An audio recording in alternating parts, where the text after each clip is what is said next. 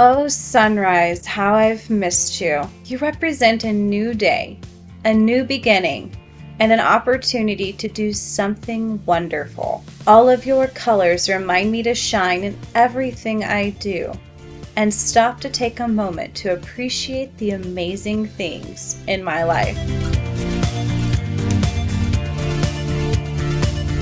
I remember the loss. I remember the heartbreak. But I remember the laughter. I remember it all.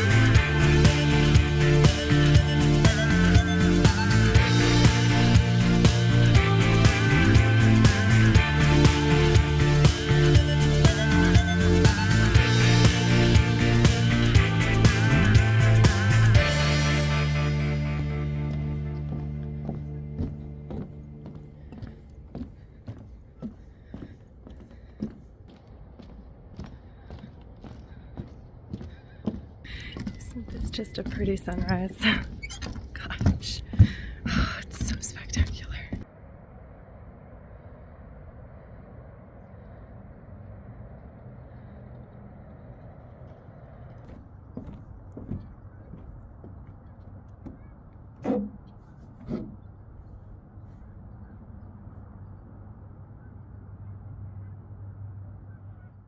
Well, this morning didn't start off exactly as I would like.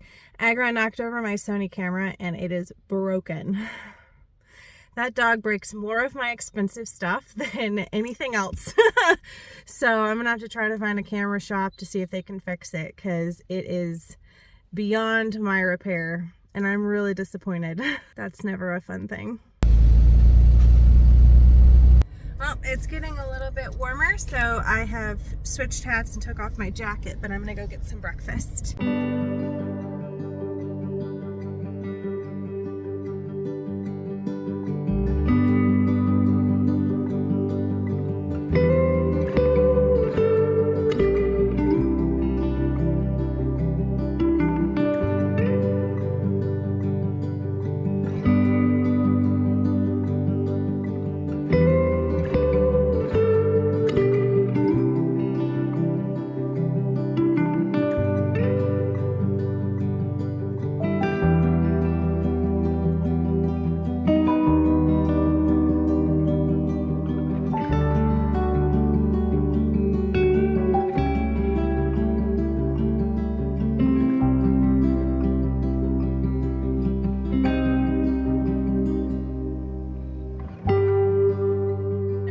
Traffic. So I wanted to talk about something that I've been working on over these last few months as I've transitioned. My whole life has transitioned into something different. And I'm typically a very positive person, but I have had a lot of negativity built up over these last few months, and I've had to work through some of that. And I wanted to talk to you guys about how I've overcome some of these negative behaviors and thought processes. And then I wanted to get your intake in the comments and see how you guys overcome your negative thoughts.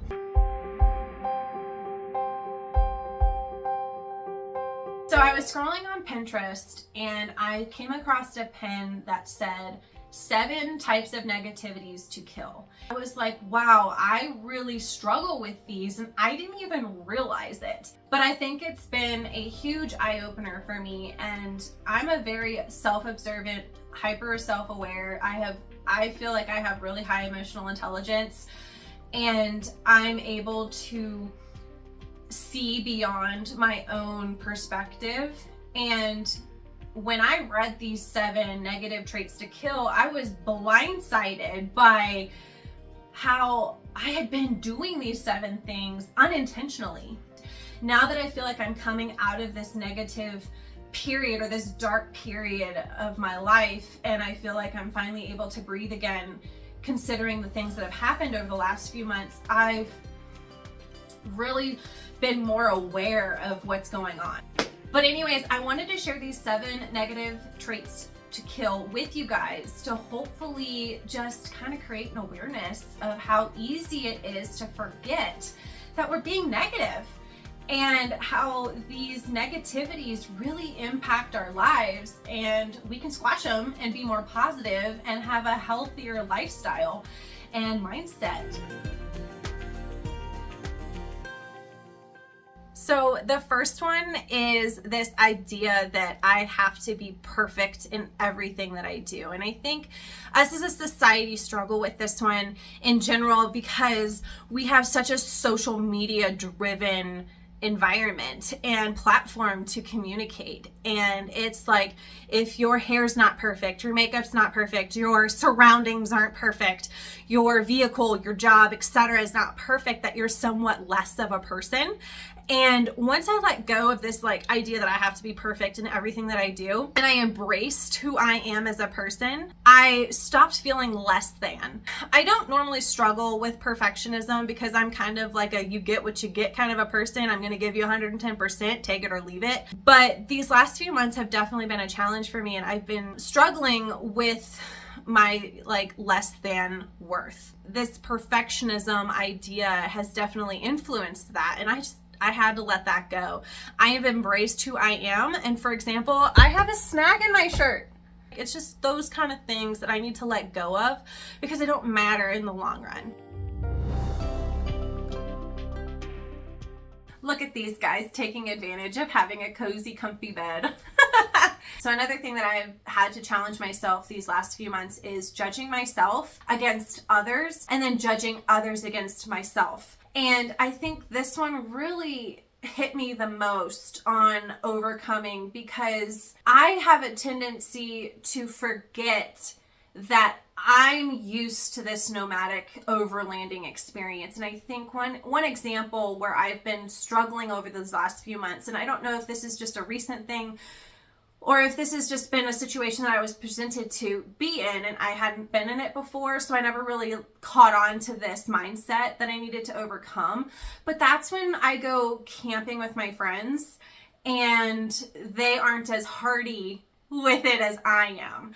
And I sometimes forget that I started there and I've built my tolerance to going several days without a shower, or having to use creek water to purify for my water supply, or to, be filthy dirty. Like, not a lot of people right off the bat can become acclimated to that environment. And I think I struggled, at least this summer, with my tolerance of my friends because like they'd complain about it, or they'd want to go take a shower after 2 days and I'd be like, come on now. And it was very unfair of me to present this judgment. Like I was judging them based on my circumstances. And that's not fair. And honestly, that's a super negative trait. And it created a negative mindset because I started building like animosities, and I started like resenting my friends. And it's so silly because I was blinded by this lack of reality. So I had to remind myself that, I have been living on the road full time for almost 3 years. And of those years, 2 of them have been in a 4Runner full time. So like I'm fully acclimated to this lifestyle, like sleeping in the rooftop tent, being cold, being dirty, going several days without a shower, having to rewear the same clothes. Like those things I've built a tolerance to. But I have to remember, like when I first started, I didn't enjoy that either. I just had a different mindset because I wanted to indulge in this lifestyle in a different capacity than other people. And when I let that go, I was freed, and I actually really enjoyed being with my friends again. And there wasn't like this tension, and I never talked to them about that. So hopefully they're not watching this video and being like, well, crap, because mad love for you guys, mad love. You guys are awesome. But I think it's important for me to be truthful about my feelings and how I've overcome some of these negativities. Then we have self-doubt. And I think we can all relate to this one because we compare ourselves to others intentionally or unintentionally. You know, we're all biased creatures, whether we mean to be or not. We all have our own biases that we need to overcome sometimes. And sometimes that's with self-doubt and comparing yourself to others, to other people's adventures. And I think being, you know, someone who vlogs my lifestyle as a full-time nomad who's currently overlanding in a 4Runner, I'm comparing my videos to other people. And then I start to doubt my worth, you know, because then I'm going down this spiral of, well, how come I'm not getting very many views? I have people telling me all the time that these are great videos and so on and so on and so on. And this just spirals me into negativity. And that's just one example of self-doubt that I've had to overcome in this lifestyle, because I'm not making these videos for the views and the subscriber count. I'm making these videos to document my life and to share my story. Sometimes you get caught up in what the world is doing and you just need to take a step back and just say, hey, this is why I'm here and what my purpose is. Then everything else starts to fall into place. Ooh, this is a really good one. I really struggle with this one, and I think because I'm an overthinker and I'm the kind of person that processes 15 different outcomes for one scenario, because I don't like surprises that are not good. I really don't even like good surprises, to be honest. But anyways, I don't like to be surprised. I like to be prepared. I want to be mentally ready and available to handle situations. So I tend to think the worst case scenario and go from there. I want to be prepared. So I think that this is a delicate one because I don't believe that being prepared for the worst is a negative mindset. But I think getting stuck in the mindset that the worst is going to happen and not coming out of that is where my struggles were. When I tend to just cling on to negative outcomes, I'm not allowing myself to have hope that I'm going to overcome it. And sometimes I talk myself out of going to certain places or staying an extra day or experiencing a trail or going on that hike because I'm worried about something that could happen that's a negative outcome. And I need to let that go because that kind of ties into the control piece. Like if I can't control, I need to let it go. And that's been a struggle for me, especially these last few months. So the fifth one on the list is worry. And I don't like to admit that I worry or that I get anxious, but I think I would be doing myself a disservice to not be truthful and say that I do worry. I worry about finances, and I worry about the well-being of my dogs, and I worry about a lot of different things. And in truth, worrying and being in that state of mind changes nothing about your circumstance.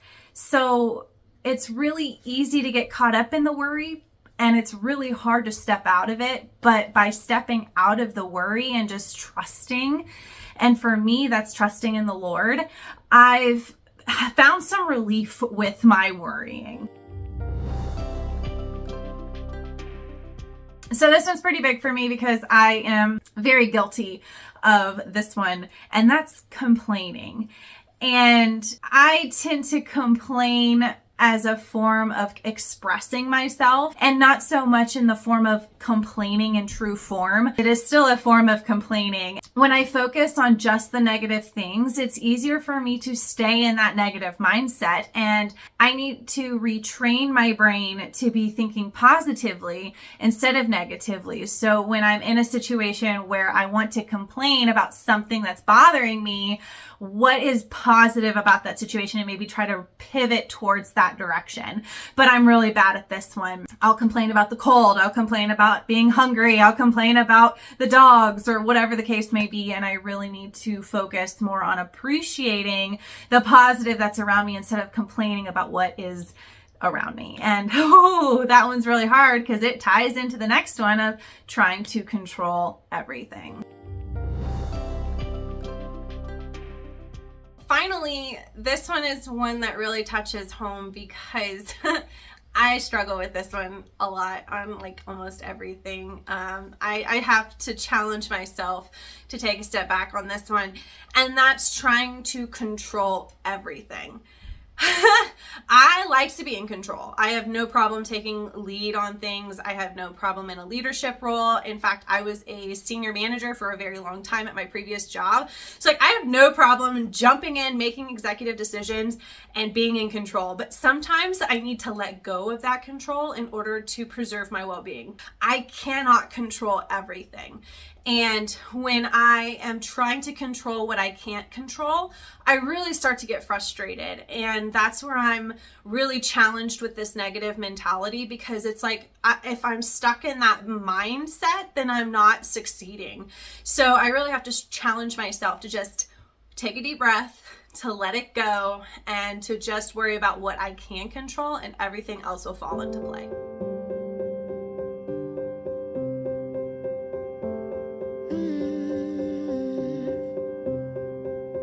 I won't get close to your heartache if you won't open your door.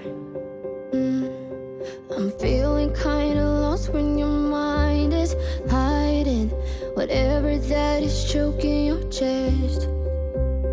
I can see it in your eyes that you're shaking 'cause you're holding it back. Maybe you'll make up your mind now. I'm here by your side. So